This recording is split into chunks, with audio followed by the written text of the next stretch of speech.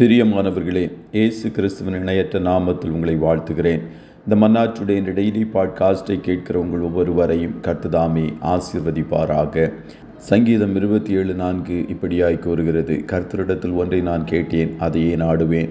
நான் கர்த்தருடைய மகிமையை பார்க்கும்படியாகவும் அவருடைய ஆலயத்தில் ஆராய்ச்சி செய்யும்படியாகவும் நான் என் ஜீவனுள்ள நாளெல்லாம் கர்த்தருடைய ஆலயத்தில் தங்கியிருப்பதையே நாடுவேன் என்பதாக.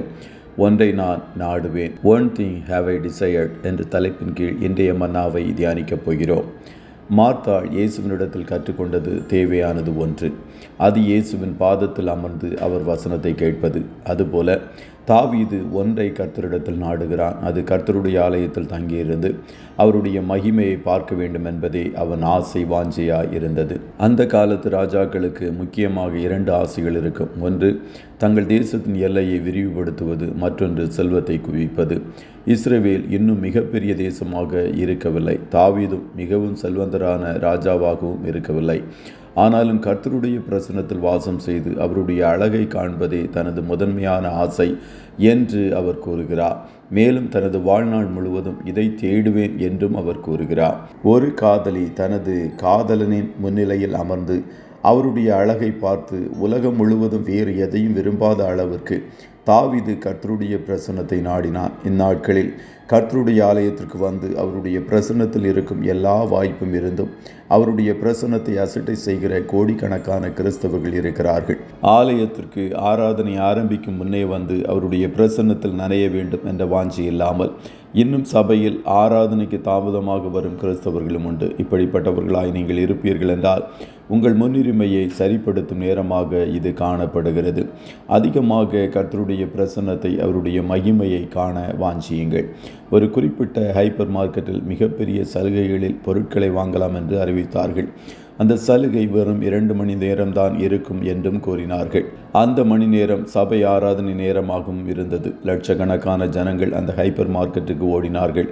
அப்படியாக சில விசுவாசிகளும் சபை ஆராதனையில் கர்த்தருடைய பிரசன்னத்தை அசட்டை பண்ணி ஹைப்பர் மார்க்கெட்டுக்கு நேராக ஓடினார்கள். அப்படி ஓடின விசுவாசிகள் பின்னாட்களில் கர்த்தரால் அசட்டை பண்ணப்பட்டார்கள், கனவீனப்படுத்தப்பட்டார்கள். கர்த்தருடைய ஆலயத்திற்கு நேராக வந்தவர்கள் அவருடைய பிரகாரங்களில் செழிப்பாய் வாழ்ந்தார்கள். தாவீது ஆண்டவரின் இருதயத்திற்கு ஏற்ற மனிதன் என்று வேதாகமும் குறிப்பிடப்படுவதற்கு ஒரு காரணம் இருக்கிறது. உண்மையை சொல்லப்போனால் தாவீது ஒரு சரியான மனிதர் அல்ல.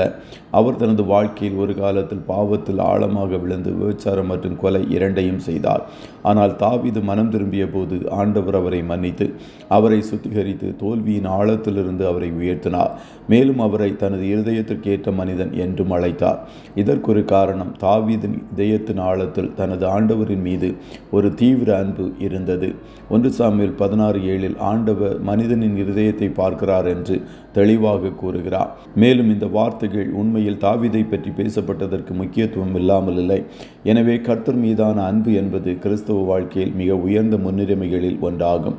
தாவீதைப் போல உங்கள் வாழ்க்கையில் ஒன்றை நாடுங்கள். அது இயேசுவின் மீது அன்பு கூர்ந்து அவர் பிரசன்னத்தில் நனைந்து அவர் மகிமையை பார்க்க வேண்டும் என்ற தீராத வாஞ்சையாய் காணப்படட்டும். கர்த்தர் உங்கள் ஒவ்வொருவரையும் ஆசீர்வதிப்பாராக. ஜெபம் செய்வோமா? நல்ல தகப்பனே, உம்மை நன்றியோடு துதிக்கிறோம். இந்த மன்னாற்றுடைய இந்த டெய்லி பாட்காஸ்டை கேட்கிற உடைய பிள்ளைகள் ஒவ்வொருவரையும் கர்த்தர் ஆசீர்வதிப்பீராக.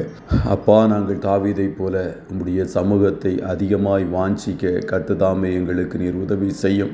1000 நாளை பார்க்கலும் உம்முடைய பிரகாரத்தில் வருகிற ஒரு நாள் நல்லது என்று அவன் கூறியது போல உம்முடைய சமூகமே எங்களுடைய ஆனந்தமாய் மாறட்டும். ஆண்டவரே, இன்னும் அதிகமாய் உம்மை தேடுகிற பாத்திரங்களா எங்கள் ஒவ்வொருவரையும் கர்த்தர் நீர் வனையும் என்று சொல்லி ஜெபிக்கிறோம். இன்றைய தினம் உம்முடைய பிள்ளைகள் கையிடுகிற வேலைகளை ஆசீர்வதியும், போக்கிலும் வரத்திலும் உடனிரும்.